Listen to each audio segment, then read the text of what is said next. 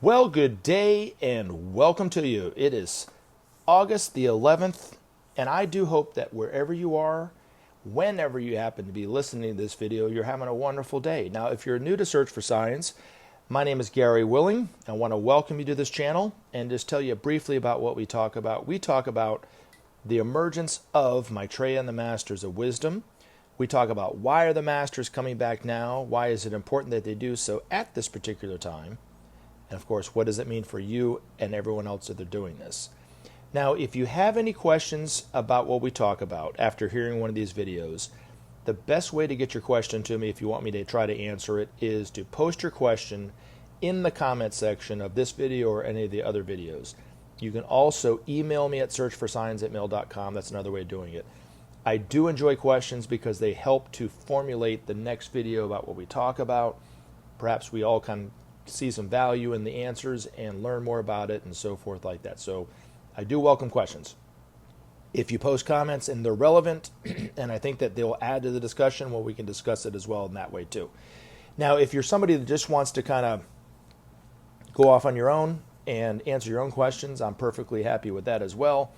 Might I suggest just checking out some of the links that I posted in the description portion of this video, and you can start to kind of it can kind of steer you in the direction where you can get some more information about Maitreya, the background, the history of it, his priorities for humanity, the need for peace, the end hunger, the need to save our planet, SOP, those kind of things. And you can also see information and images of miracles. You can see that they're happening all over the world to each and every religious group and people not practicing religion as well. And you can see that that's the truth, that these have been going on.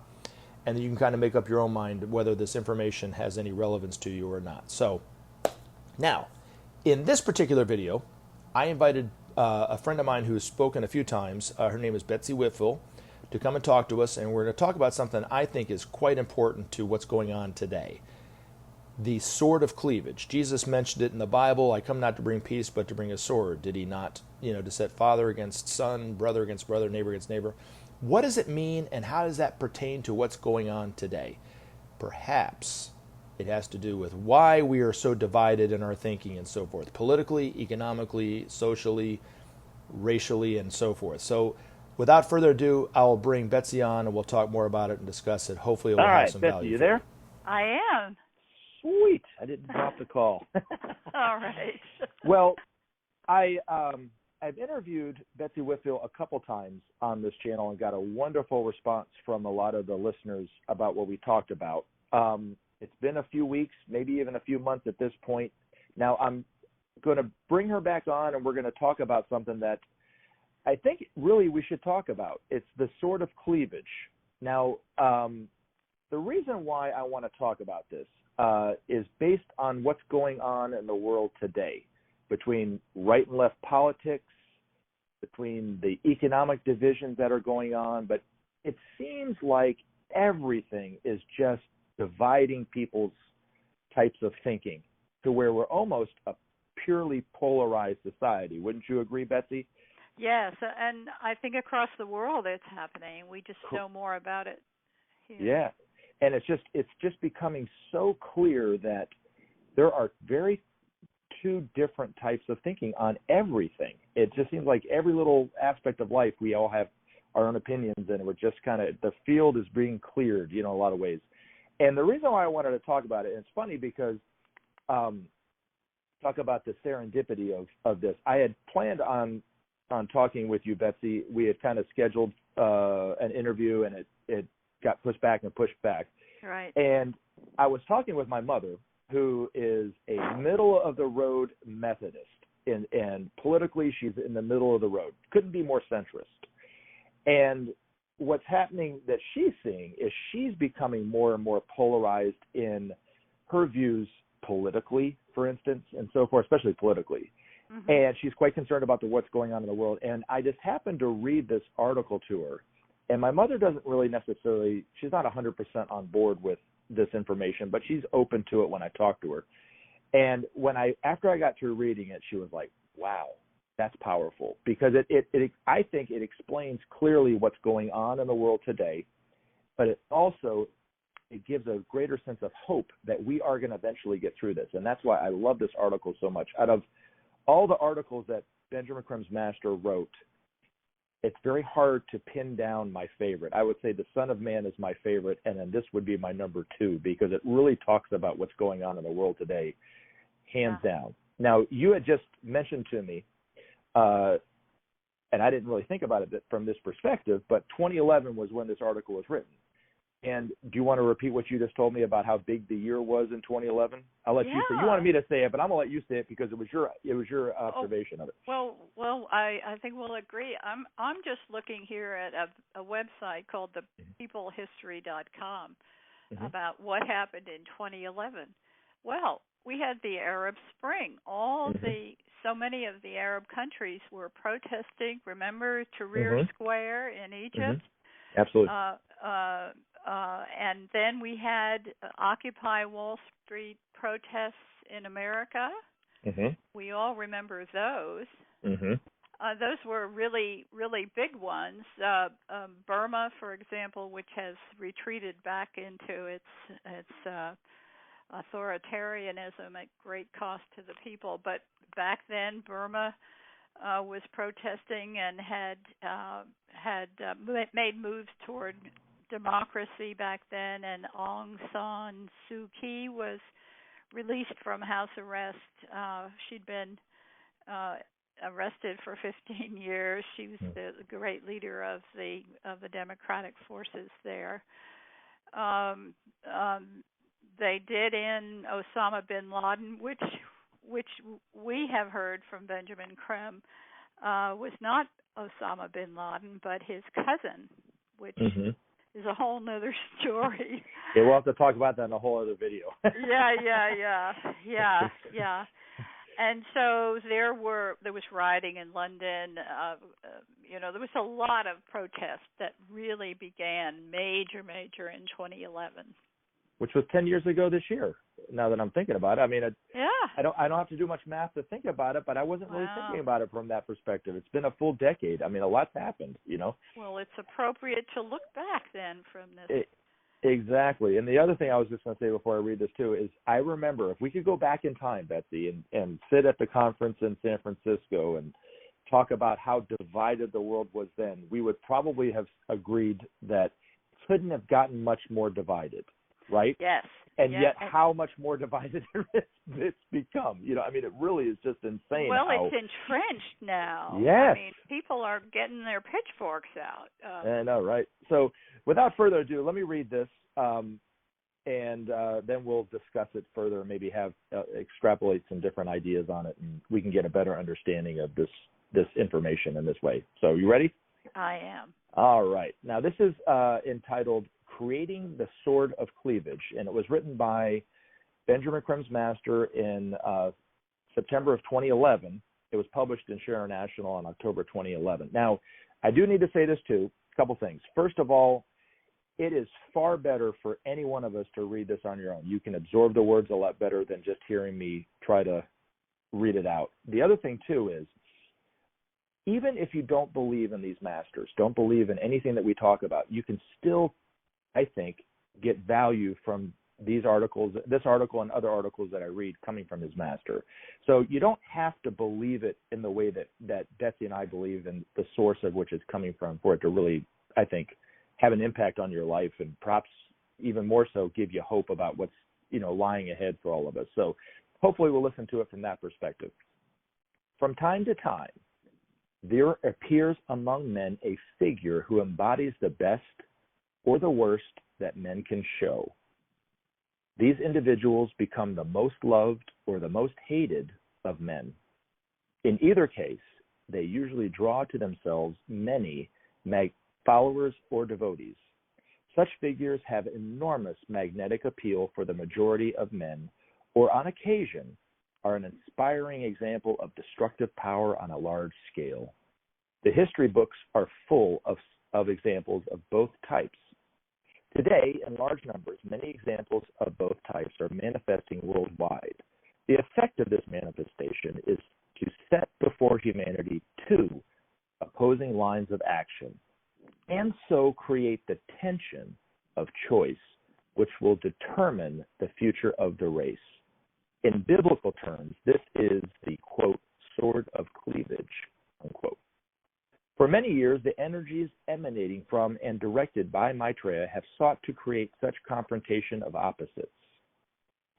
This may seem strange indeed to many people, but it is essential that humanity make the correct choices for its future. Otherwise, that future would be bleak indeed. The sword of cleavage is the energy we call love. Wielded by Maitreya, it sets to, quote unquote, set brother against brother and test the true divine consciousness of men everywhere. The ultimate aim of all evolution is to establish on earth the kingdom of God, and the sword of cleavage shows men the way. The teaching of Maitreya is simple. One might think that his priorities would seem obvious to all men. Sadly, this is not the case. Maitreya presents a future of tranquility and peaceful endeavor as the inevitable result of sharing and justice for all, the creation of a world where, quote unquote, no man lacks, no 2 days are alike, where the joy of brotherhood manifests through all men, unquote. How is it possible, you might think, to gainsay such a message of hope? Is this not the future yearned for by everyone? It is the future hoped for by the majority of men, but not by all. Humanity stands on different rungs of the evolutionary ladder. Above a certain level, all bodes well for men. It is those who have not as yet manifested the measure of their divine self, who do not recognize that sharing is divine, that justice and right relationship are divine, but who see divinity as competition and conflict, and register a man's worth by the weight of his gold. Many are fearful and suffering, bereft of work and hope for the future. They struggle from day to day. But many others are making their future for themselves, and many too are dying in the process.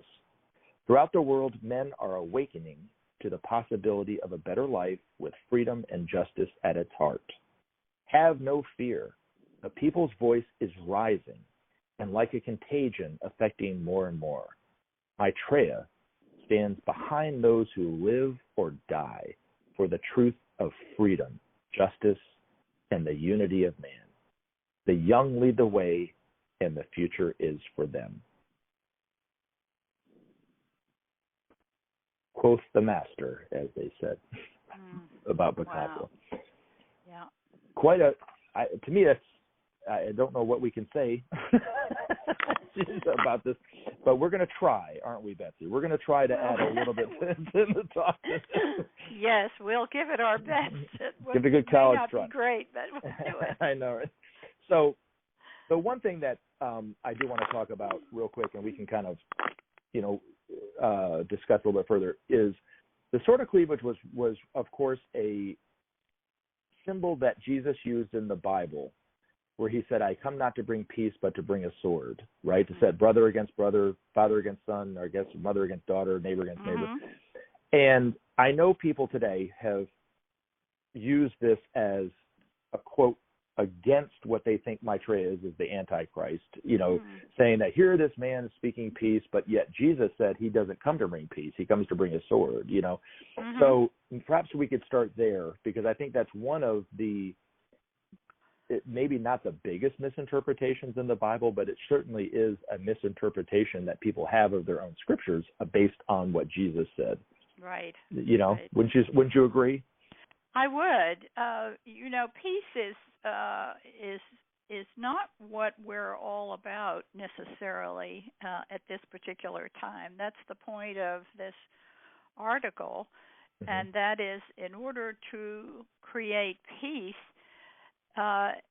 you have to get out and exercise your consciousness, find out what you truly believe and what you are willing to do to create peace. And of course that involves justice. And it also includes freedom, which is based on responsibility in its highest form. So yes, definitely, I agree. But how people misinterpret, even during Jesus' time, the Christ energy that was flowing through Jesus, created divisions in thought of people and Yes. did set brother against brother. I'm sure they didn't really talk about family divisions, but in terms of the people who stood for the side of change through what Jesus was talking about, and the establishment became very clear, and there was a clear demarcation, right? You know, it just seems like today, because we talk about this all the time, you know, where humanity's standing on the precipice, and we have to make the right decision to pull back from it, to create peace. Maitreya says, without peace, there's, you know, will be no future. So how do you think, Betsy, the energy that's creating these divisions of thought will help bring about the right choices for humanity to start making?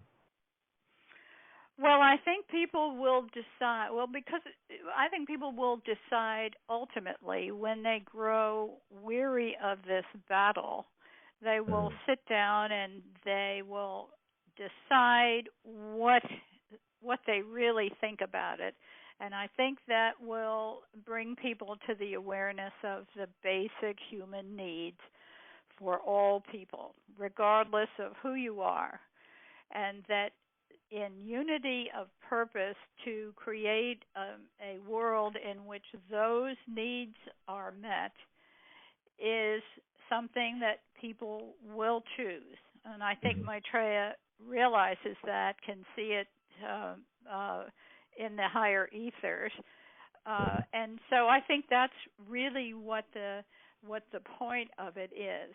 If we do not have this polarization, we have little wildfires here and there, and, you know, people say, well, we'll get back to normal. We'll get back to normal. And now we're beginning to question what is normal in this. That's for sure. Yeah. Is normal having homeless people flooding the cities? Is normal having people living such high lives that they themselves probably wonder if they're not encaged by their high level or their high financial way of living? So we have so much polarization on every front that people are forced to decide, and it's very hard to ignore this polarization. And I think that is the process. At one time, I think Benjamin Creme said that humanity would go right up to the edge of the abyss, but not into it, which have got my attention, certainly. Well, if we're not there, we're getting pretty darn close, aren't we? Well, we are, because, of course, there are countries who are really ramping up their technological war machines, and you know, sooner or later there's going to be a move, unless the world can come together, and this is the abyss I think we face. But, you know, getting back to my own mother, who years and years and years ago, when I was quite passionate about my political beliefs, you know, against the war in Iraq, for instance, she was always kind of quietly telling me, just relax, calm down, it's going to be okay, you know, let's just let bygones be bygones, it's, you know, that kind of thing. And now she's very entrenched against what she sees happening with, I won't mention the party's name, but with certain parties and certain past presidents that are trying to come back into power. I won't mention any names because people, you know, but you know where I'm getting at, right? Yeah. And how entrenched she has become. Yeah. You know, and it actually kind of concerns her to some degree, because she's not normally like this. Yeah. And so it's really that energy, isn't it? You know, that's creating it. Yes. Yes, and it is. Now, the other thing, too, that this article does not mention, esoterically, there are two great beings that are working through Maitreya. One is the spirit of peace and equilibrium, which has direct results of his energy, or its energy, is what's causing the sort of cleavage. And then the avatar of synthesis has another role that's kind of affecting humanity, too.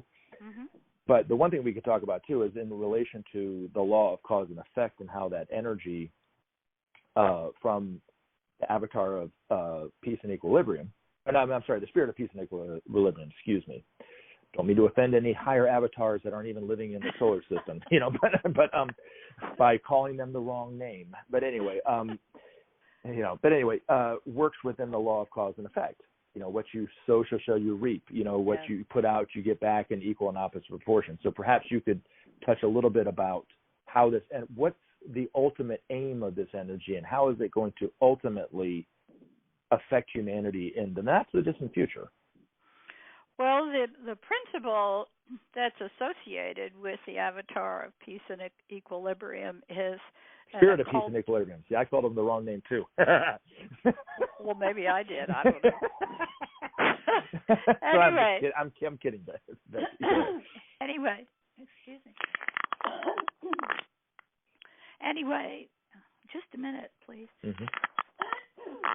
See, they've clogged me up. So I know, right? Anyway, that there is an equal and opposite reaction. Of course, Einstein talked about that.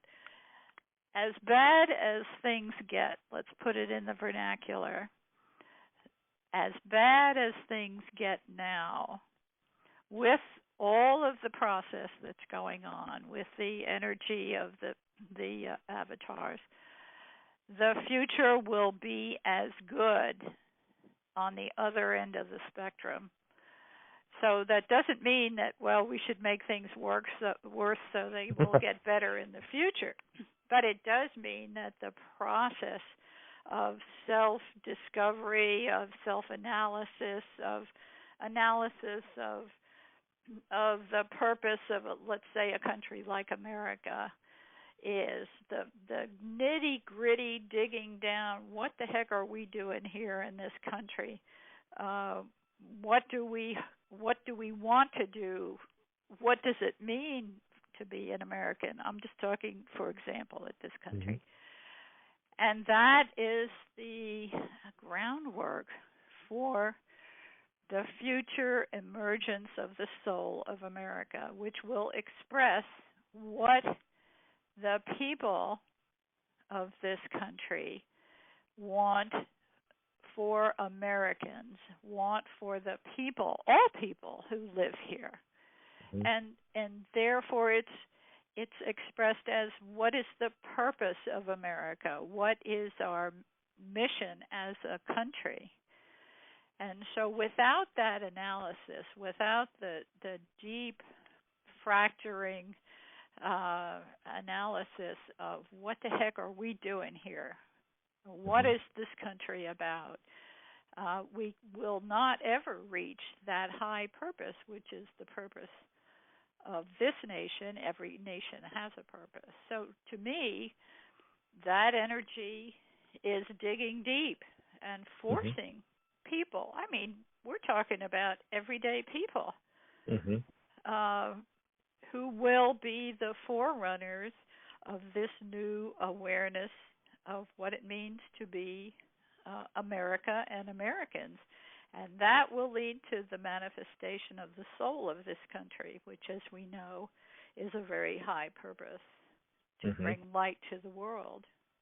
Well, it's not doing that right now. No, we're deep into it. Oh, heck yeah, aren't we? And really, in many ways, I think one of the purposes that people like you and hopefully me, we try to just keep people engaged, keep hope alive, as they say, while this is going on. It's kind of like when you go to the dentist and they're say, well, lady, too bad about this tooth. But then they say, you're going to have a better smile. It's all going to be okay. So while they're drilling and all, you have to remember that there is a purpose for all this and that it's a good thing. Yep. Unfortunately, there's no Novocaine for what ails this country right at this point. No. Because that would defeat the purpose of it. I have a teenage daughter, and I wish there was some way I could get knocked out with some Novocaine for the next couple of years until she gets through being a teenager, for that very reason. Oh, it is, and especially I think with a girl, maybe, I just had boys, but with a girl, it's a little more and girls are, very sensitive and True. Now, one thing that you said that I want to touch on, because Ben's master actually mentioned this to some degree, in a different way. When you talked about going back to normal, right? Yeah. Yep. When Maitreya says, without peace, there will be no future. Now, let me go back for those of us who are just hearing this for the first time. He has said over the course of the years, without sharing, there can be no justice. Without justice, there can be no peace. And without peace, there could be no future. But he doesn't really describe the future that would come from sharing, right? Mm-hmm. But he did. Well, he doesn't in that sense, but he has touched on it and tried to paint a sketch of what it could look like if we start to share. And this is what I want to touch on too: where no man lacks, where no 2 days are alike, where the joy of brotherhood manifests through all men. And the one thing that I was thinking about over the past few months in relation to the political divisions that are going on. Now, I'm not talking about the parties themselves, because I think they're both corrupt and they're both in their own way. Yeah. They both stand for corporate interests in their own way and leave the people lacking. But the people who follow that ideology of the Democratic Party, or as I like to say, the Democrat Party now, and then the ideological party of the right, of those people following the Republican Party. Those people of the right-wing thinking, and like I said, I'm talking about the people, not the party, okay, are engaged in that party because they see that party as standing for some kind of freedom. Now, in a lot of people, it's less business regulation in their mind meets freedom, or Second Amendment rights, to own a gun, or, those kind of things. That is freedom for them, right? Even though I don't think that's necessarily true freedom, but in their minds, they're fighting for some semblance of freedom. Just like those people who follow the Democratic Party or the left-wing progressive thinking, thinkers, have a tendency to be wanting more equality, perhaps more justice, more social issues taken care of, and not so concerned about the regulations of government. But if you look at it, Maitreya says over and over again, doesn't he, Betsy, that freedom and justice are one and the same. You can't have true freedom without true justice. That's right. And the way he's describing life in a very simplified way, where no 2 days are alike, where the joy of brotherhood manifests for all men, is true freedom, really, if you look at it, right?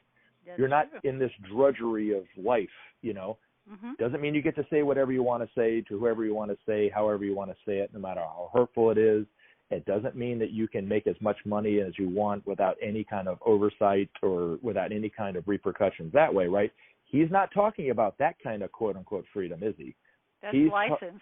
Yeah, but you know what I'm saying. But I mean, he's talking about true freedom, as he says, like the spirit, what is it? Sincerity of spirit, where you're discovering yourself as a soul. You talked about it with the country itself, right? But individually, it's like this. Wouldn't you agree?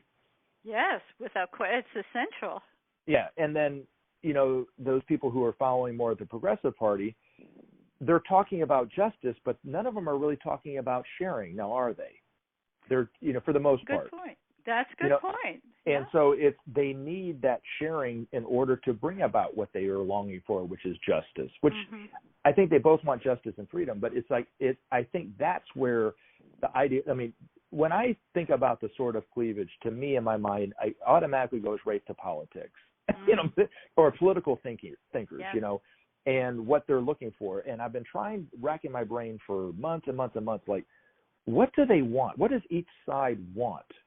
And when I stepped back and looked at it, I was like, they both want the same thing, really. They both want justice. One wants justice, one wants freedom, which Maitreya says is two sides of the same coin. So it's one and the same, really, isn't it? Yes. So perhaps you could add something to that if you'd like.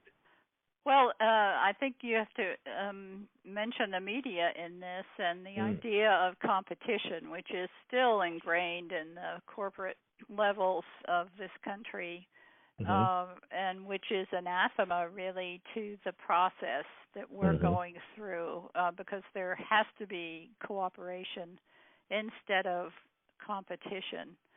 And so both sides, as you say, they're equally corrupt, because of all the reasons that we have read about in the paper. But they are emphasizing both one side of the coin, the other side of the coin, as you say.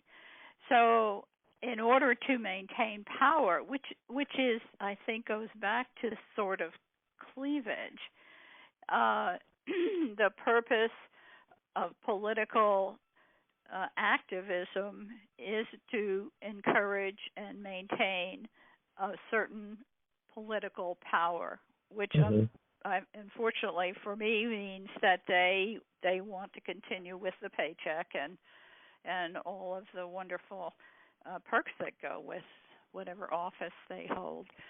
And so that's where we leave the people themselves out of it. You see, I've lived in Washington.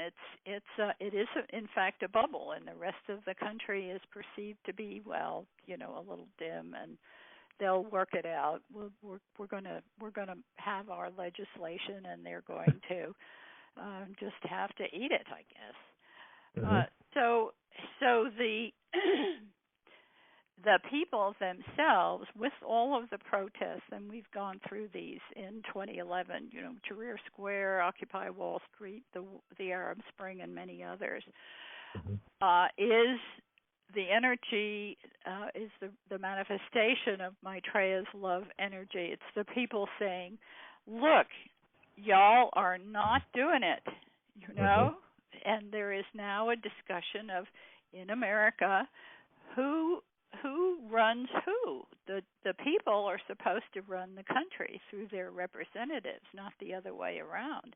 And so these protests back in 2011 were nationwide. Now they've become, unfortunately, fractured to issues of race. Most likely this past couple of years has been one of the extreme examples of it's not even polarization. I think it's a cry finally for justice among the people who will not be silenced anymore, and Maitreya supports that. So this is where, as I mentioned before, the analysis is going on, and we're finding that the heads of many of these projects or movements, once in power, the power corrupts them too. So more and more it's coming down to neighborhoods, to people, to small groups of people who share this basic understanding that people have to live, words are easy, but people have to live somehow. And it's really becoming exquisitely painful. I mean, really exquisitely painful to watch this process, which to me means it's coming to a climax. And over the next couple of years, we will see it continue, and there will be responses from the hearts of people everywhere. And I think we will be turning the corner toward a unity of purpose that has not been seen in this country for, golly, decades and decades and decades, since well, maybe in the 50s at some level, but even then, not as clearly defined for everyone. I'm so sorry. That's okay. The Masters meet again in 2025, and you can bet that meeting will be significant, and it will be based on the response of people everywhere to this sort of cleavage, the energy of love, Maitreya's work. And if all goes well, and of course timing is not something you ever want to get into because humanity has free will, but around the 2025 year, before and after, we will begin to see the fruit of all of this. And I firmly believe we will have turned away from the abyss. Well, that is wonderful news, and I actually did not know that. So I am that's really cool. I don't know what to say to that other than that's amazing. So they meet in 2025. But Betsy, if you don't mind, I want you to come back and talk some more about this in a different, maybe perhaps in a different, of a different topic. Yeah. Could we bring it back on?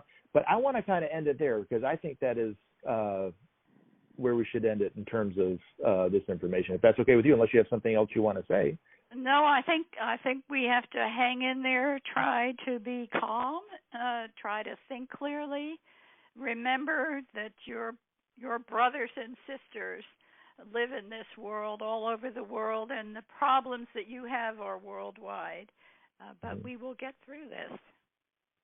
Well, thank you so much for your time and your wisdom, Betsy. I really appreciate it.